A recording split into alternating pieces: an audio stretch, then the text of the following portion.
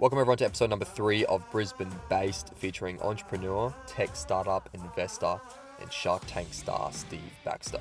In this interview, we discuss what it takes to build a successful startup, where to begin, and how you can do it too. Enjoy.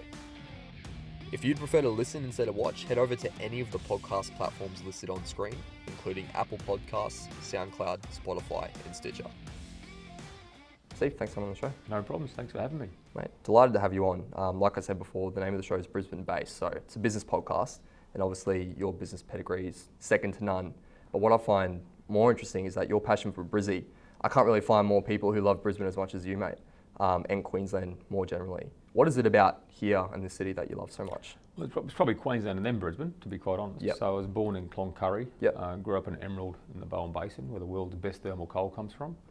Rockhampton, and then 15 went and joined the army and sort of travelled around Australia.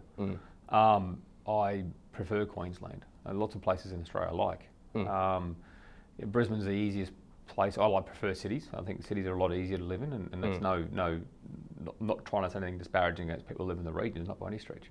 But I think for myself, I find it more comfortable to live in a city. So I live down in the Bay at Cleveland. Right nice, on the south side there. Yeah. Yep. Yeah, dreaded south side, mate. Got all the gravel race in the back of my hands. You can tell I'm from the south side. Yeah, I'm around the corner at Rochelle. Nice. Yeah. So mate, obviously set up shop in Brisbane City. Yeah. Just convenience. Yeah, look, family, I suppose. You tend to, I don't know, maybe it's, I think we moved back here from Adelaide to be close to family, to have a family. So my parents were up in Rockhampton. My wife's parents were in Brisbane. They still are. I had sisters in Brisbane and brothers up and down the coast, and a brother up the coast. So yeah, in Queensland, you move back to, I think, being close to family is nice. As you get older, you tend to get a bit more homely, I think, to be honest. Yeah. Appreciate those things. Yeah.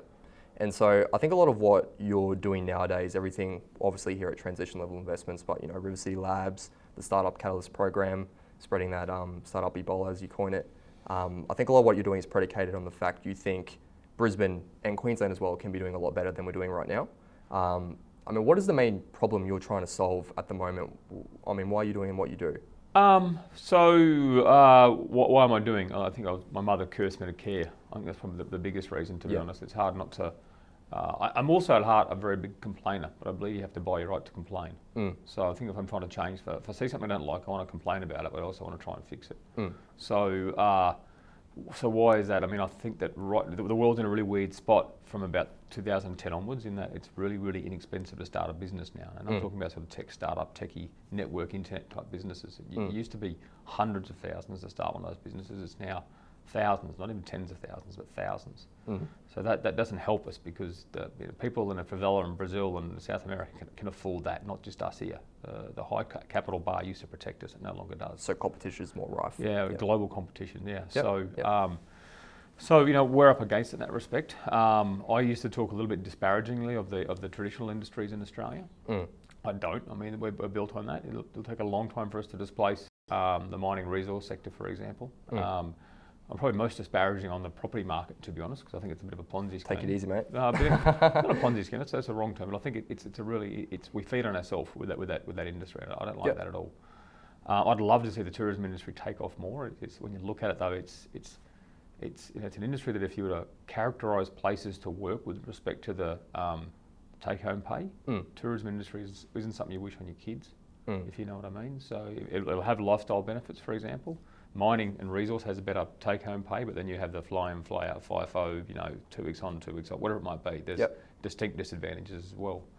So, but I respect all those industries. Last year I spent a year, so in 2018, I spent most of the year flying around Queensland as chief entrepreneur. And we took my own aircraft, filled it full of interesting people from Brisbane, and went and spoke to everyone around Queensland, from Cairns out to Cloncurry, Isa, down to St George, everywhere in between. Coast, inland, we visited slaughterhouses and feedlots, and you name it. There's a lady in Mount Isa who makes hats, or fanciers. Yeah, right. So millinery by Mel, she sells these horse racing hats all over the world. People from Mount Isa, you just meet the best people. Sells them all over the world. Yeah, very much. It's just through the through the internet, through the post, right? Yeah, so nice. So you can do this from anywhere, and that's an advantage, and that's a massive risk. So it's getting out there. I enjoy talking to people who are trying to set their own destiny by being in business. I think that's fantastic. And I don't mind if you're not in business. Don't get me wrong. But I very much enjoy talking to people who are risking everything in some respects. And I think it's an exceptionally high form of enterprise, and we should respect it.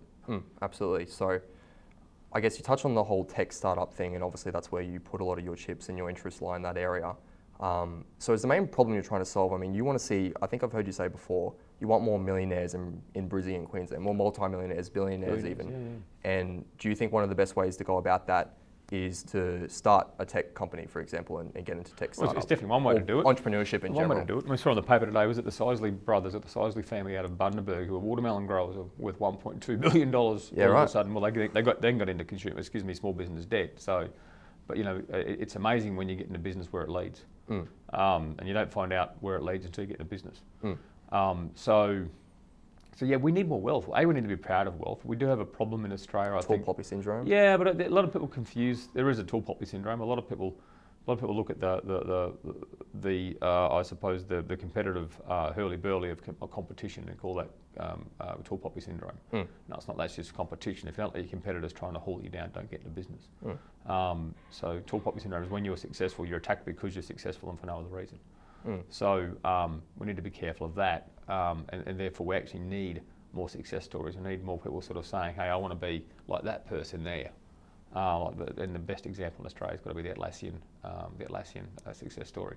Huge. So we have more people like Mike and Scott, for example, want to get out there and change the world and create this software. And what does have to be create software? Create a business that does something exceptionally positive. And actually, I don't really care if that's a coal mine, an iron ore mine, or a software company, to be quite blunt. I think they're all equally valuable. So why is it important to have more wealth in Brisbane and Queensland? Like, why do you want to see more of that here?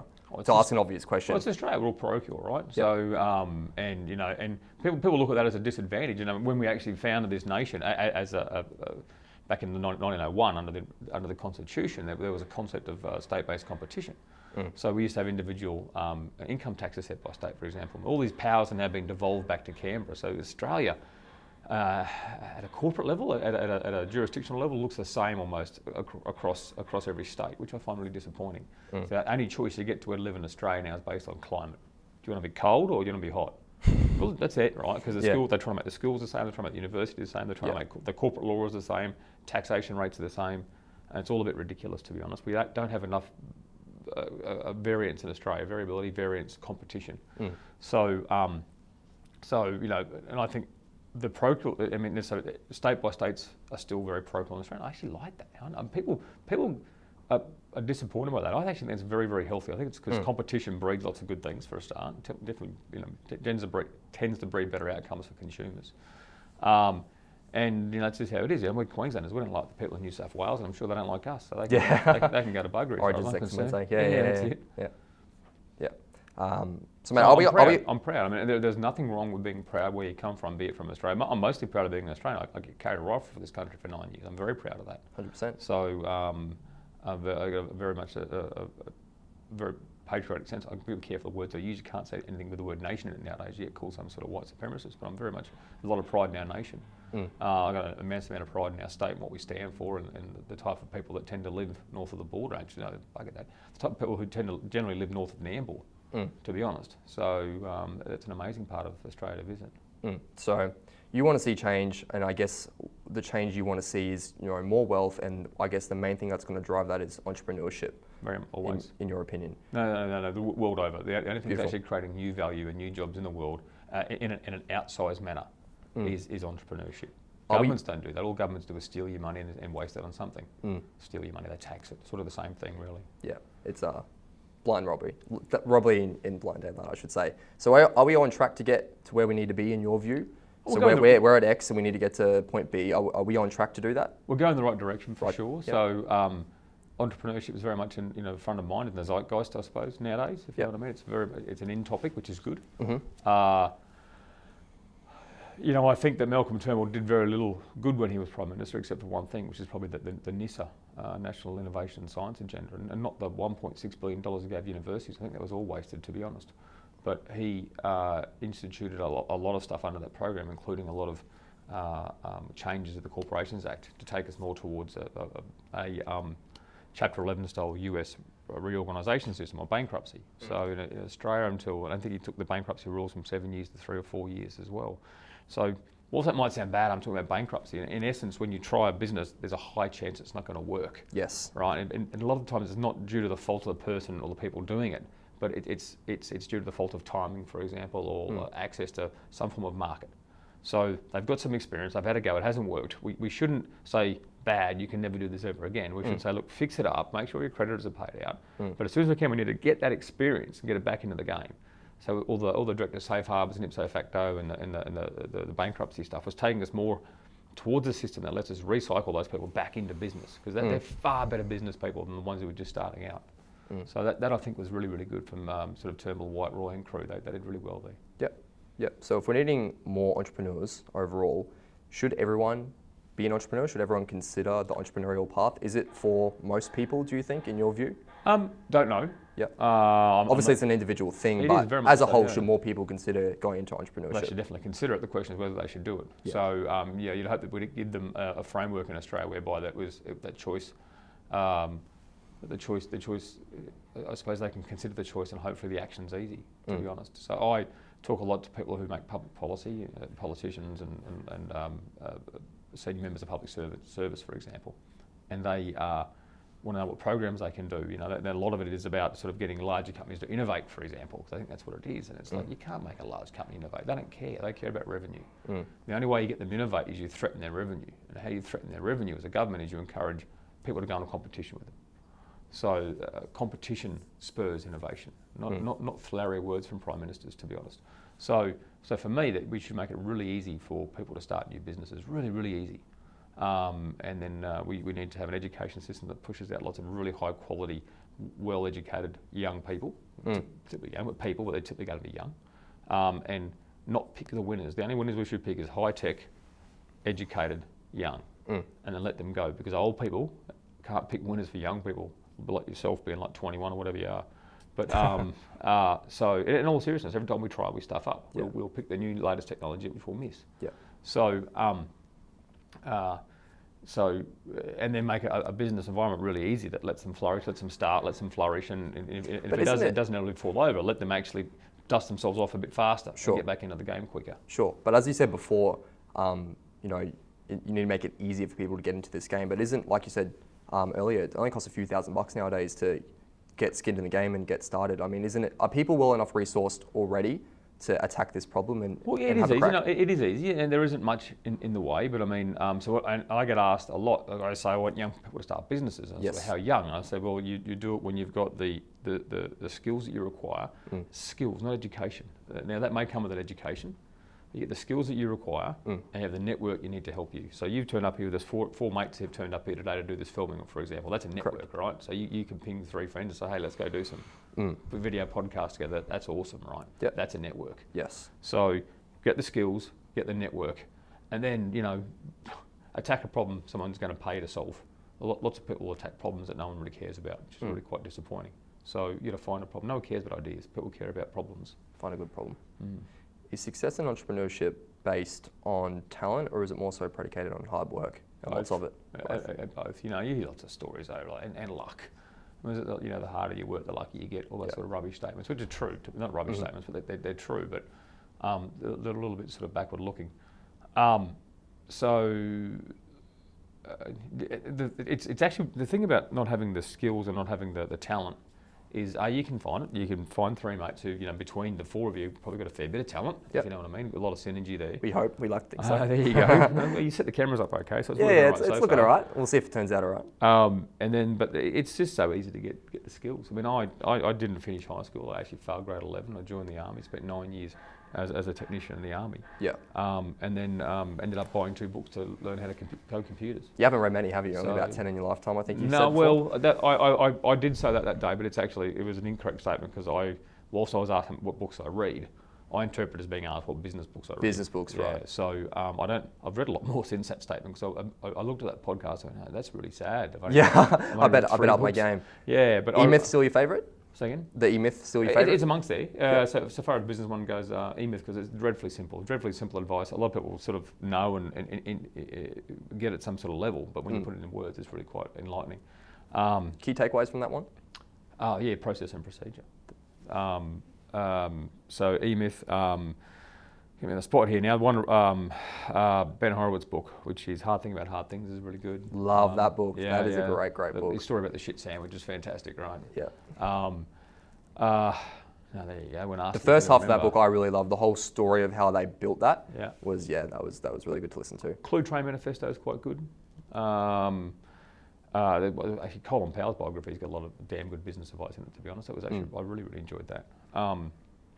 I've read Angel by Jason Calacanis. I've become sort of semi-friends with, to be honest. He's a lovely guy. Put 25 grand into Uber, got 124 million back. That's not bad. That's not a bad day, right? Yeah. Jim Collins is From Good to Great.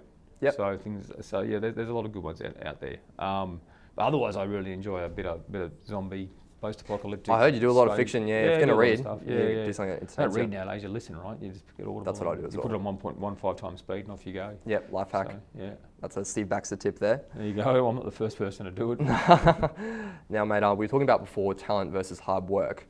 Now, with that in mind, what is a world-class founder from your perspective? What are the traits they have? What does it look like? Is there a constant pattern that you find that's evident throughout? Constant pattern. What are some of the traits? I can tell you the red flags. It's easier. The red flags are I want to start a business, but I need to be paid a lot of money to do that. That's an instant red flag. You just walk away from that one. Anytime they lie to you, you walk away from them. If you can, very early in the relationship, I suppose view them when they're under stress, because stress is a weird thing. Stress comes out. There's a physical concept called in a gyroscope. There's something called precession. The gyroscope spins really fast. If you push it that way, the actual force comes out 90 degrees to the right. Essentially, it's a weird thing, right? And stress is like that. You push it one direction, it comes out a weird angle. Stress just comes out and affects people differently. It's really quite weird. Yeah. So, I've run into a couple of individuals that I've subsequently had described to me as corporate psychopaths. So we know the behaviour to watch out for there. Yeah. So people who display exceptional little empathy and are pretty good at sort of gaming you and other bits and pieces. So there's some real red flag behaviour we look at an interpersonal level. We always try to understand their skill base. So can they do the shit they're talking about? If they can't, then there's no real point.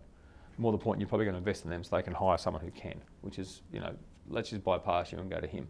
Yeah. Or him or her nowadays, right? Be careful. There's definitely red flags out there, but is there one across the bit? If I'd say that they're mostly the good ones are really quite smart. They're really quite good, well skilled. I would say, and even quite clever. I'm looking at all the logos. Yeah, all the sign. Yeah, getting some ideas. Trying to understand that. But there's typically more education in the good ones than less. That's for sure. So we're needing more entrepreneurs. We've sort of established that most people have enough resources to take on the challenge. And you think, young people are best positioned to sort of tackle that problem head on. For anyone who doesn't know your views on that or isn't familiar, what's your sort of logic behind young people being best sort of equipped to take on this entrepreneurial journey? Runway. Well, there are two things. I suppose that they're not old and they haven't atrophied and they don't know what's impossible. When you get old, everything's impossible, right? It's all too hard and you shouldn't do it. And then it's the fact that they don't have a partner, 3 kids and a mortgage, and so therefore they can literally live on mum and dad's couches and eat ramen noodles, and not that it should be that bad, but they have more life runway to attempt this crazy thing. And I get held down a lot about my young people comments, excuse me, but if you look at the age of Larry Brin and Larry Page, Sergey Brin, you look at Jerry Yang from Yahoo, you look at System from Instagram or Airbnb, sorry. You look at all the founders who, and we're talking about seminal companies. You look at the Atlassian founders, for example. They're all sub 30s, right? And a lot were sort of in the bottom half of the 20s. I came across one recently. It was a Netflix founder who was actually a bit older when he started Netflix, but he started another tech startup before that. I think he was in his early 30s. So it does happen. There's if you have a population of startup founders, you're going to go for the smart ones who've got some skills, who are younger, who've got some more runway, etc., right? Yeah. There's ones over in that other population that will work, but you wouldn't bet on them. The same way every now and again a fat jockey wins. Yeah, there's always anomalies, but you don't bet on a fat jockey, right? Yeah. So, yeah, beautiful. Now, advice for youth. So obviously, if young people are the best demographic to tackle this problem, I want to sort of delve into some advice for that segment. so they can take away some really practical tips that they can implement straight Get away, the basically. skills, build the network, find a problem. So that's the one. There was 2 big chunks of advice that I've found that you've delivered in previous interviews, and we'll get to that one in a minute. But the first one was learn as much as you can young and do it on someone else's dime. Oh, yeah. What's the best way to sort of do that for most people who doesn't Get a job? Get a job. Get a job. Well, Do you get a job at Woolies? Is that learning? Learning? Well, geez, that's wrong. Jobs at Woolies, my God, that's one of the best places you can learn about being in business. To be honest. Right. So even at that grassroots level, it's still not a bad place support. to start. Well, business is about customers, right? Yep. And having to come face to face with customers is actually a really important thing. Okay? You're in real estate, right? You know the interaction with customers. Absolutely. Right? It's very important. Yep. So, let's say assume that you think that there's a problem in the real estate space for whatever reason, right? So I want to try and solve that. So you might think, well, how am I going to do that? Or maybe I need to learn some more. Maybe I need to go get some sort of qualification. Maybe I'm just going to go to realestate.com.au for a couple of years and get a job, or XYZ real estate firm and get a job, and just understand that business a bit more. Whilst maybe I'm collecting a bit of savings so I can survive, whilst I'm building my network and getting some of those skills. So that's not the way to do it. It's one way to do it. Or you can just set out not knowing, lots of people like myself, 23 years old, Just had a crack. That looks easy. Yeah, I'll try that. Exactly right. Yeah. It's never as easy as it looks, let me tell you. Yeah. So reverse engineer, okay, ideally I want to be there. What's the closest I can get to that environment now with the current level of qualifications and skills I have? Yep. I can work on the bottom, see how the business operates, and then take that knowledge and apply it into my own venture when I do eventually go out on my own. Okay. And then the second one, obviously, which you touched on, appropriate skills, great network, and then just do it. Let the market decide. So I want to break that down into its components. So acquiring the appropriate skills, what's the best way in today's environment for young people to go about getting great skills? What sort of skills do you want? That's a big and open wide question, right? Very true, and I know you don't like those, so let's make it more specific. No, but it's true. So it's you just go out and get them. Back in my day, we used to have these things called books. We made them from dead trees. Just if you got a younger audience, right? Or Audible. I went and bought a couple of those and taught myself. Now, I shouldn't say that because I was doing some part-time university. I was a soldier for 9 years. We used to get deployed on exercises a lot, and they were very boring. So I enrolled in some part-time university courses that I could do. Just never even saw a university. So the languages I learned through that university I never used ever again. So I had to go and buy a book and actually teach myself.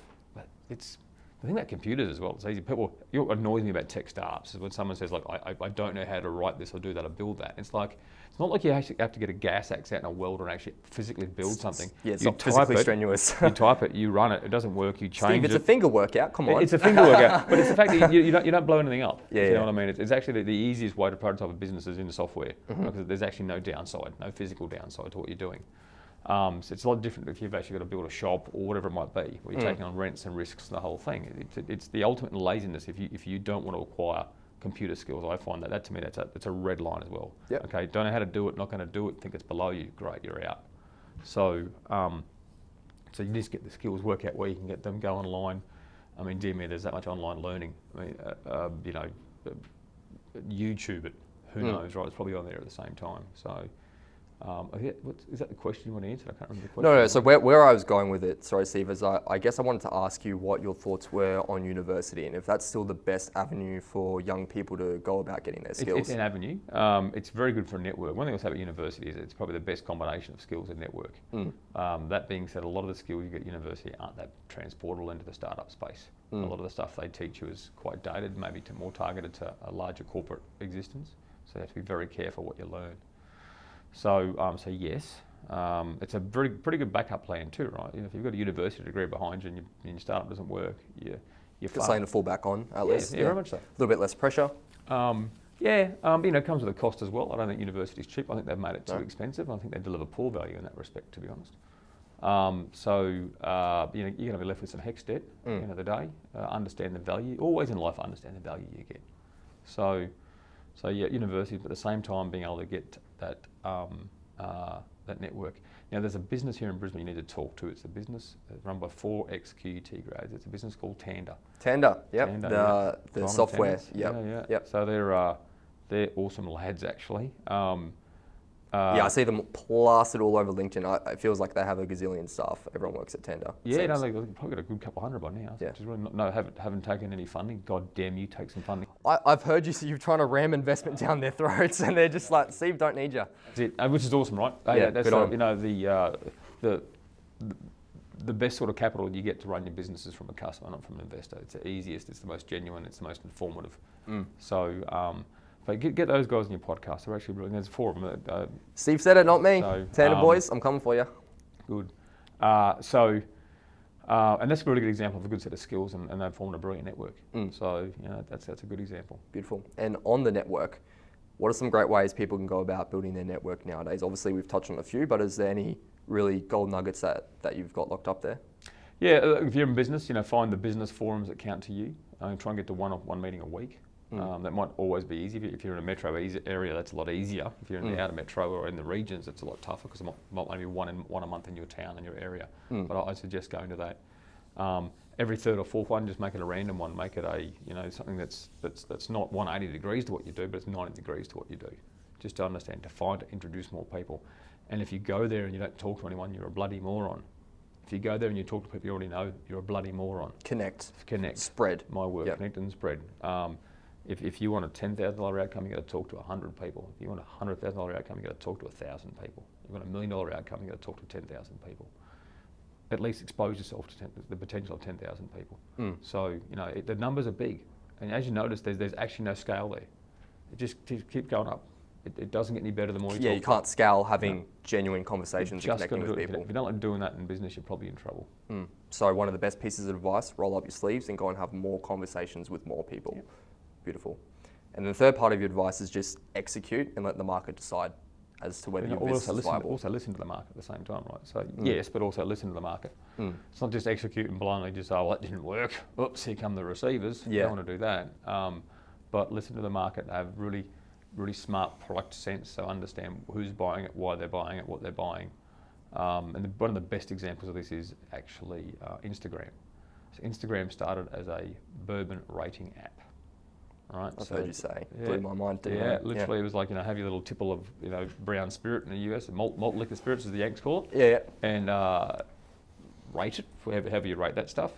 Take a picture of the label, and by the way, you can always also put this bloody filter on the label at the same time, right? And everyone was just using the camera to take and put filters on. And they realised that very early because they had a lot of telemetry built into the app. They understood how people were using it, and they pivoted into that straight away. So. Understand. Don't blindly just do it and accept the verdict of the market, but follow that market.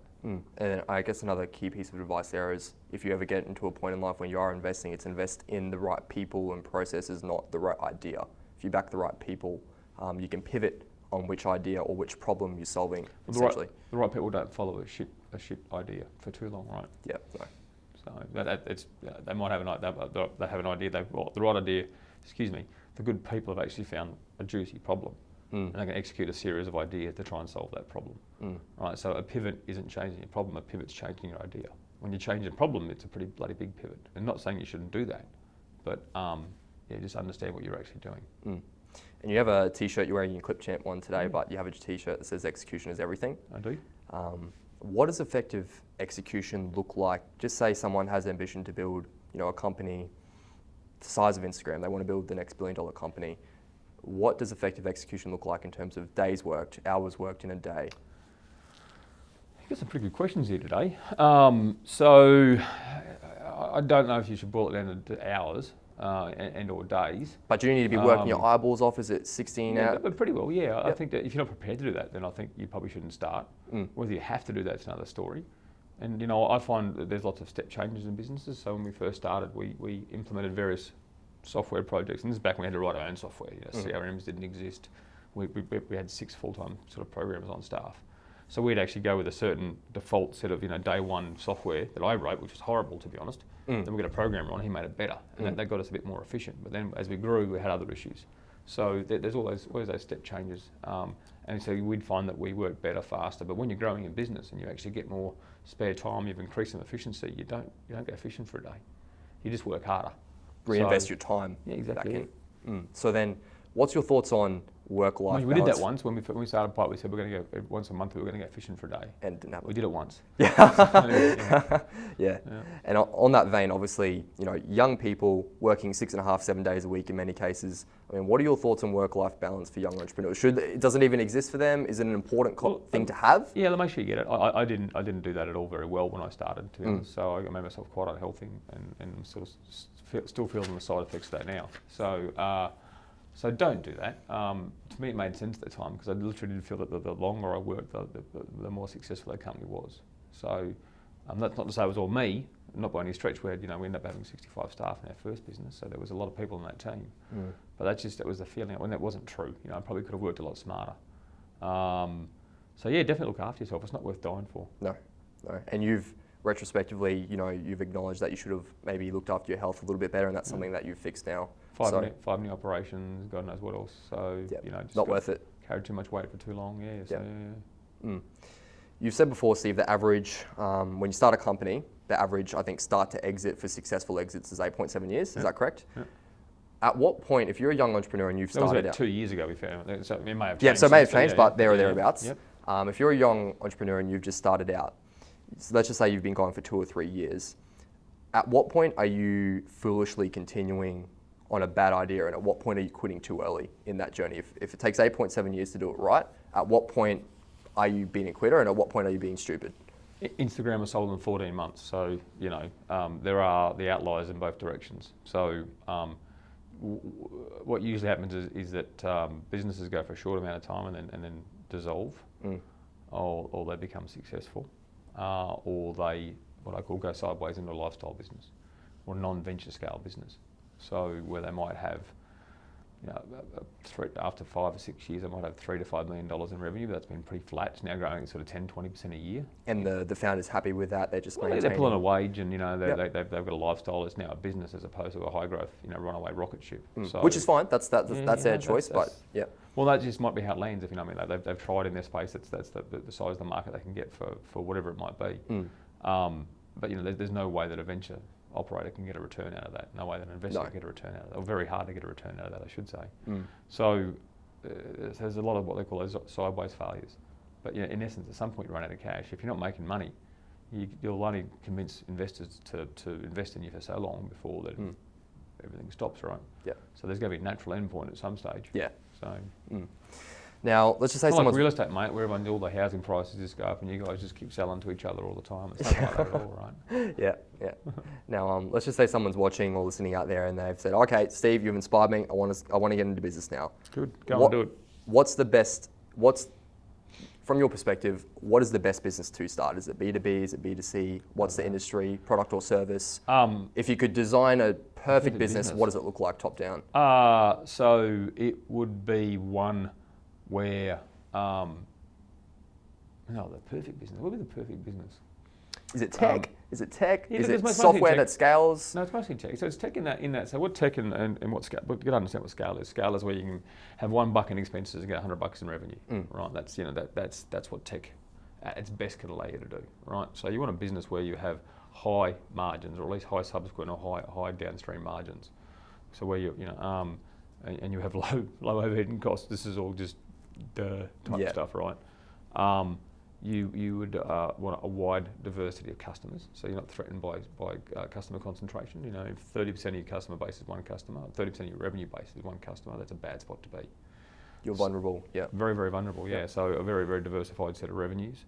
You don't want too many products, to be honest. If you've got a very, very limited core set of products, that's best, because there's far less variability there. And specialise in that and deliver the best. The closer you get to this, the more competitors you're going to have. Yes. Right? So there's no nirvana here, right? And unless you've actually got some massive piece of patent technology behind that, right?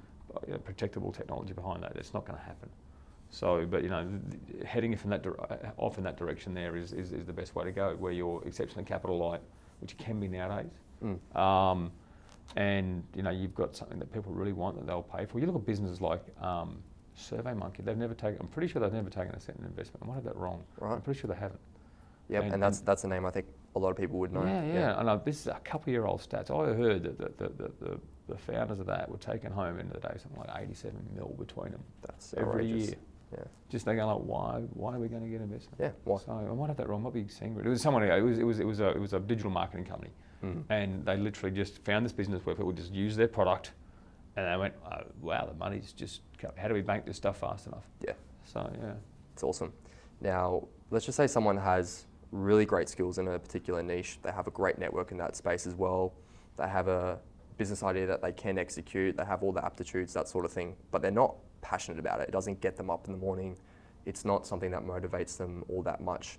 Is that still an idea or a business that's worth pursuing for that person? Say it again. So you get someone who's really good, but they're not. So great skills in an area. Yep. Great network. Yeah, right. Business idea they can do. They're just not that passionate about it. Should they still do it? No. So passion in business is important in your view. Well, why are they doing it? Should they do it? Well, but will they make a good go of it? Probably not. If they're not passionate, they're not going to make a good go of it. So I've never seen that.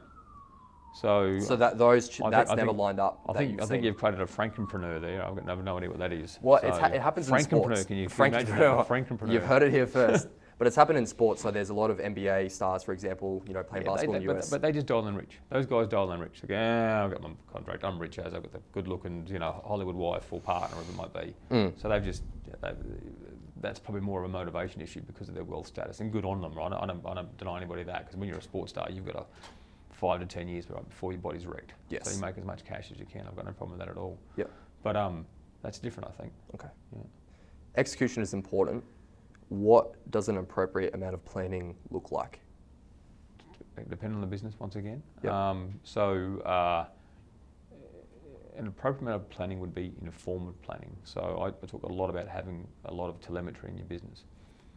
Be that from your sales cycle, be that from if you're running a software system, whatever it might be, however you have telemetry in your business, your cash registers, your digital marketing presence. So understand that when you make a change over here, what happens over there, all right? And so your planning and your plans should reflect what you know about what you've done before. Or if you're going to do something different, then change one thing at a time. Change that, understand the change. Change that, understand, that was bad, let's put it back. Correct. Understand that change. So I call it sober, I'd call it measured, I'd call it informed. But is it almost fixing the plane as you're flying it to an extent? Oh yeah, very much so. Yep. Yep. And in terms of all the back end stuff, legal, accounting, all those things that aren't sexy subjects to talk about, but do you have any really good recommendations for anyone who's looking to start for those areas? Yeah, get versed in the non-sexy stuff. I mean, I hear a lot of people talking about, a lot of people with pictures sort of saying, well, I don't know anything about money and numbers. Like, yeah, you want us to invest in you. That ain't going to happen. Yeah, why you There's a red flag too, right? Yeah. If you're a CEO and you're proudly ignorant of your bank account, then you can just keep walking out the door. Yeah. There's only one reason a business goes broke. You know that, don't you? They run out of money. Right, so just don't lose sight of your cash. And you run out of money because people don't want what you're selling, right? Or your expenses. But there's also cash flow issues as well, right? So in more traditional businesses, there's massive cash flow. You have to fund your future customer orders, for example. So you pay your factory in 30 days, but Woolworths, for example, won't pay for 90 days. So you have an issue there, right?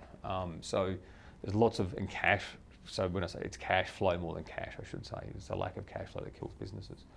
So where are we going? Accounting and legal. Again? Yeah, accounting and legal. So legal's mostly easy, to be honest. Once you, unless you're doing something really, really weird, like some sort of debt financing, something as a part of your business, for the most part, you're going to have some obligations to ASIC, obligations to ATO. They're pretty easy obligations.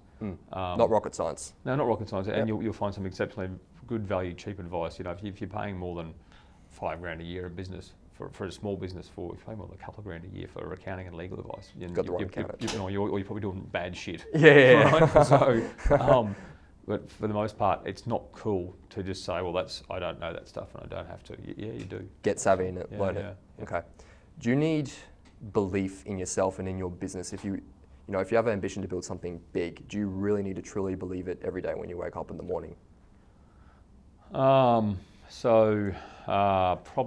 I think I'm thinking very transactionally here. So I get asked a lot about the various business journeys I was on, about what happened and how it did and why did you do this. Because back in the day, you didn't actually, I think you've said before, you didn't realise what you were building. You just said, failure wasn't an option and I just did it, sort of thing. Yeah, but I think we were lucky. We didn't respond to failure too much, to be honest, because we had very, very growing businesses. So, I shouldn't say that. The heart of the GFC was a bit different, but But I describe it to being you wake up every day and you cut coal, you walk up to the coal face, and it's just there, and you just got to work hard, and you can do it. Every now and again, you want to step back and make sure that you've got a good strategic picture. I mean, when you're busy, that's hard. When you're busy, that's really hard. So, belief in yourself, there has to be some belief there. Yeah. So, the more scarier things are, the more scarier. Is that good English? Probably not. When you're stuck in staff and you have obligations to staff and things like that, that's some of the bigger things that worry me. I come from a very, you wouldn't know it, but a very Labor, left-centric family. I'm the only non-raving lefty amongst them, actually, to be honest. Yeah, right. But that still instills in me the fact that you have, I think there's a lot of responsibility of being an entrepreneur as well. One of those is doing the right thing by staff. So I think we'll do the right thing by all your stakeholders. That goes, the staff, customers, investors, the shareholders. Yeah. So, and nowadays there's a lot of legal sanctions for directors who don't do the right thing, as it should be. So you want to make sure you get that right. Now, you touched on before, and we've touched on it throughout, but tech businesses is really the creme de la creme, right? That's where you want to be. If you're someone like me, for example, and you don't have a technical background, you've never really looked into that field, I mean, is there room in a tech business for a more business development, sales, marketing co-founder? Is that, or should someone like me just throw themselves at learning tech and getting familiar with it? Not necessarily. I always say that we look for the appropriate skills, but qualify that. I'll try to, and if I don't, I do mean it. If I don't, we want the right amount of skills in the founding team. Doesn't mean everyone in that team has to have those skills, but obviously synergy here. I'm guessing you got three of your mates here. I'm guessing you've all got different skills. Yes. So together you're a lot stronger with the components of your parts. So. But if there aren't the skills in the team there somewhere, then I think you're pushing the feces against gravity, right? So there's room. Is the ideal start a tech co-founder and a non-tech, more marketing business that's dev the ideal one. co-founder? No, I think the ideal one's probably two pretty techie people. One's willing to learn business, to be honest. Yep. Or, they can do tech. So they both can actually execute more against of the more of a natural model. affinity for business. But but that what you said would be second best. Yep. Yeah. Okay. Switching up topics a little bit, I want to touch on Shark Tank. So I guess that all sort of stemmed from the fact that you wanted to grow your profile, which came from, I guess, a few conversations that didn't go so well with a few politicians, and you ran up against a wall in a few instances. So you thought, I'm going to raise my profile. For anyone who's not familiar, tell the story of how Shark Tank came to be. Yeah. So I had a meeting with the previous Premier Campbell Newman, a very generous meeting, and it didn't go well, to be honest. And I got half hour, which is exceptionally generous. And I was pushing up against it at the meeting with, there was a chap from QUT who was a professor of entrepreneurship. I had no idea he was going to be at the meeting. I looked him up afterwards, and he was just never been outside never been in business in his entire life. And I had to defend my positions in front of this, and that's just ridiculous. So I said to myself, well, I've got to be I've got to become more that natural voice that people don't. People will maybe spend the first 3 minutes questioning me, not the first 25. So I thought, well, how do I do that? Well, I get some positive press. So I bought in a PR firm. I asked them to get me 5 mainstream articles in the newspaper on the web every month as a start. And Shark Tank came as a part of that. They brought that along. I was actually aware of it before. It was very early in the engagement. I was aware of Shark Tank. I didn't want to do it. I'd seen the US Shark Tank. I didn't enjoy the format. Yeah, you weren't a fan of that style, yeah. No, it was a very aggressive style, very, very high. Like you like Dragons then, on the other hand. Yeah, but they did change it up when Mark Cuban came in season 3, and I had a look at that, and they assured me they were going to take a different tone with it, and I was happy with that.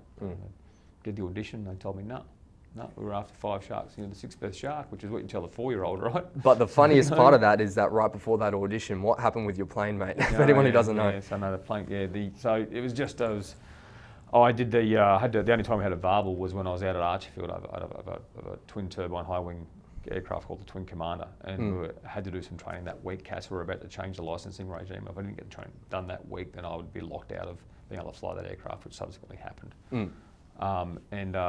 So I brought an instructor and said, look, it'll take 15 minutes, great, I'll be at the airport, is that no problem? No, that's great, be great, a great background. Yeah.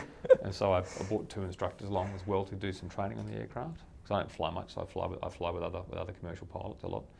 And I had to get them rated as well. And one of them and the instructor chap got in and started the aircraft. The turbines are very start sensitive. You do the wrong thing, you'll set them on fire in a hurry. And yeah, that's what happened.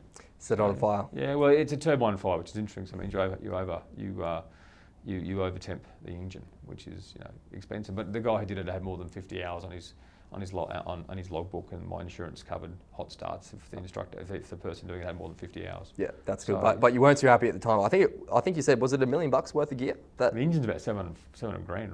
Yeah. So I can understand why you're a little bit.